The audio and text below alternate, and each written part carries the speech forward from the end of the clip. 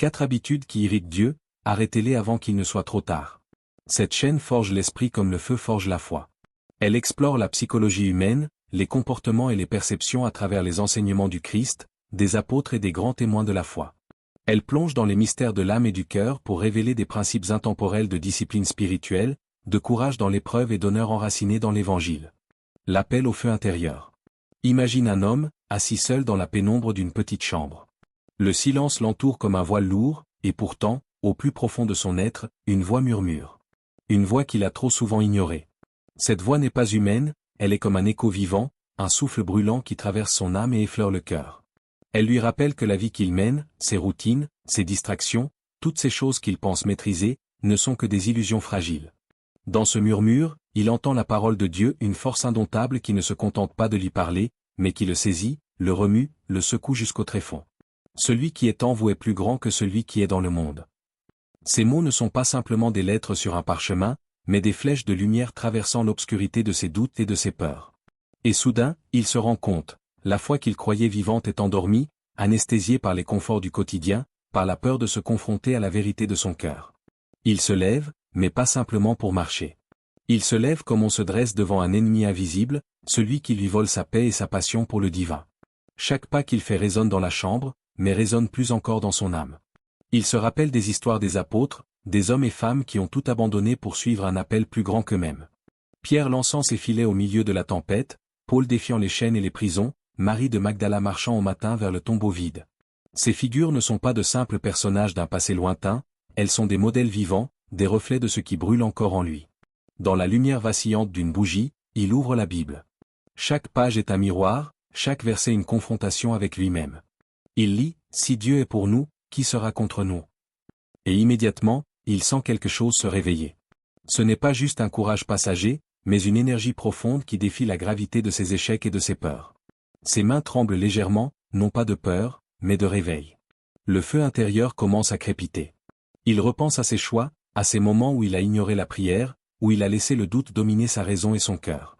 Il voit maintenant le visage de ses peurs, l'orgueil déguisé en confiance, l'inquiétude qui se nourrit du passé et de l'avenir, l'inaction qui ronge la foi. Et face à ce reflet, il comprend, la bataille pour son âme ne sera pas bruyante, elle sera silencieuse et constante. Chaque décision, chaque pensée, chaque regard qu'il pose sur le monde est un champ de bataille. Et pourtant, ce n'est pas un appel à la culpabilité, mais à la puissance.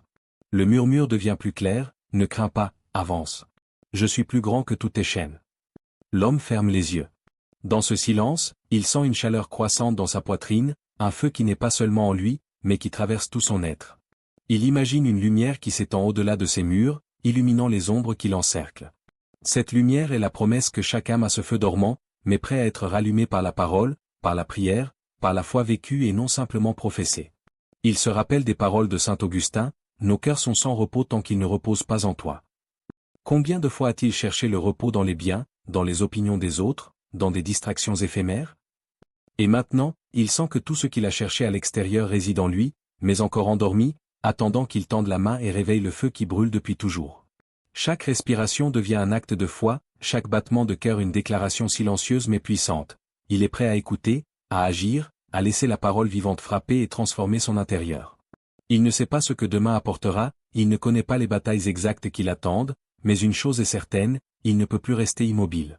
Le feu de la foi, si longtemps négligé, commence à se propager comme une flamme incontrôlable, illuminant les coins sombres de sa vie, révélant les mensonges et les fausses sécurités qu'il avait construites.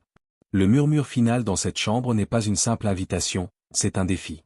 Un défi silencieux mais brûlant, que ferais-tu si ta foi dépendait d'un seul choix?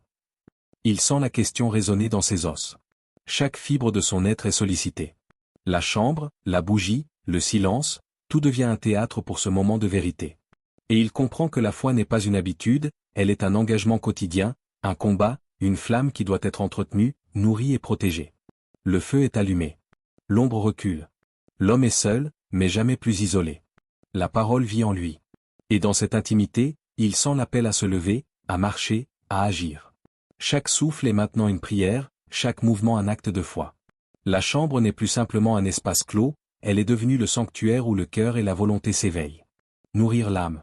Écoute, âme humaine, écoute les paroles qui traversent les siècles.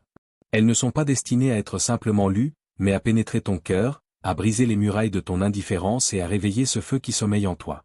Celui qui est en vous est plus grand que celui qui est dans le monde, 1 Jean 4h4. Répète-le dans le silence de ton esprit. Laisse ces mots se frayer un chemin dans les recoins de ton âme. N'est-ce pas là une promesse éclatante, une force invincible qui dépasse toute peur, tout doute, toute faiblesse? Saint Augustin nous dit, nos cœurs sont sans repos tant qu'ils ne reposent pas en toi. Regarde ton cœur maintenant. Sens-tu ce tumulte intérieur, cette agitation qui refuse de se taire? Ces paroles ne sont pas simplement des échos du passé, elles sont une lumière qui perce l'ombre, une invitation à abandonner les futilités qui encombrent ton esprit et à te tourner vers ce qui est éternel. Chaque inquiétude, chaque désir, chaque peur, tout peut être transformé par la foi vivante. Saint Jean Chrysostome murmure à travers les siècles, aucune puissance n'est plus grande que celle d'une âme enflammée de foi. Imagine une âme ainsi, brûlant avec la certitude de l'amour divin. Chaque battement de cœur devient un tambour qui résonne dans l'éternité, chaque souffle un acte de prière, chaque regard posé sur le monde un témoignage de lumière. N'est-ce pas ce que Dieu désire de toi, non pas une simple existence, mais une vie ardente, transformée par sa présence? Et regarde plus près encore, vers les voies des temps modernes. Billy Graham t'invite à comprendre que la foi n'est pas une question de sentiments, mais de promesses. Ces mots frappent comme un marteau, la foi ne dépend pas des sentiments, mais des promesses de Dieu. Martin Luther King, lui, nous rappelle le courage nécessaire pour avancer malgré l'invisible, la foi, c'est faire le premier pas, même quand on ne voit pas tout l'escalier.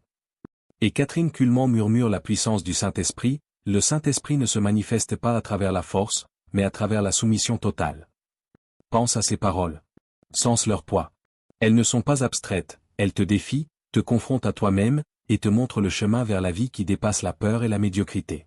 Chaque citation, chaque verset, chaque souffle de sagesse est un outil, un guide, une arme spirituelle dans la bataille invisible que tu mènes chaque jour. Regarde la création autour de toi. La lumière du matin, le souffle du vent, le frémissement des feuilles, tout cela est un témoignage de la grandeur de Dieu, de sa présence constante. Et toi, au milieu de cette beauté, tu te tiens parfois engourdi, distrait par les illusions du monde. Ces paroles sacrées, ces figures de foi, ne sont pas des ornements historiques. Elles sont le feu qui peut raviver ce qui est mort ou endormi en toi. Imagine un instant une lumière qui pénètre ton cœur, une chaleur douce mais implacable qui dissout la peur et l'indécision. Les mots des pères de l'Église et des grands témoins de la foi deviennent alors des flammes qui dansent dans ton intérieur. Tu sens cette force te traverser, t'inspirer, te transformer silencieusement mais puissamment. Et dans ce silence, une question surgit, non pas comme une punition, mais comme un défi sacré, que ferais-tu si ta foi dépendait d'un seul choix? Sens la gravité de cette question. Chaque instant, chaque décision, chaque pensée est une occasion de répondre à cet appel. La foi n'est pas un murmure discret, elle est une vibration dans l'âme, une résonance qui peut se propager et toucher le monde autour de toi. Les anciens et les modernes s'unissent ici, leur voix comme un cœur invisible, ne crains pas, avance, sois fidèle, marche dans la lumière de la parole. Chaque verset, chaque citation, chaque parole devient une boussole, te guidant à travers les ténèbres de l'âme, te rappelant que tu n'es jamais seul dans cette marche. Alors, écoute ces voix. Laisse-les pénétrer chaque fibre de ton être.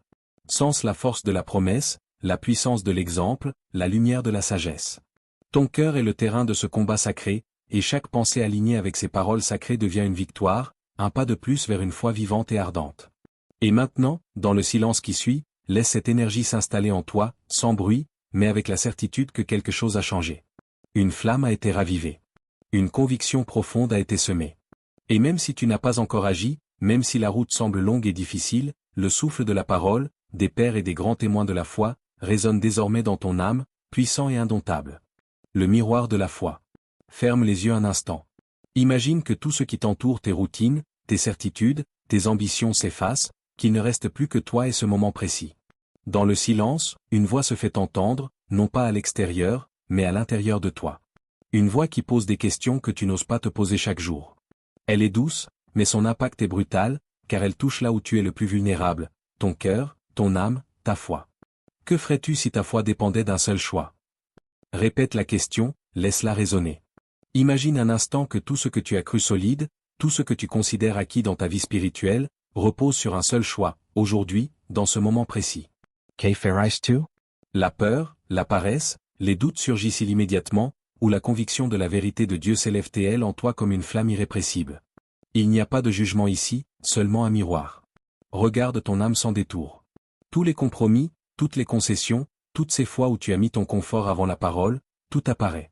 Et devant cette transparence, une question encore plus tranchante se pose, es-tu prêt à perdre le monde entier pour sauver ton âme? Le monde autour de toi offre des distractions, des illusions, des certitudes trompeuses. Il t'attire par la gloire, le confort, l'approbation des autres. Mais la voix intérieure insiste, la vraie valeur, la vraie paix, ne se trouve pas dans ce que l'on possède ou ce que l'on contrôle, mais dans ce que Dieu voit en toi.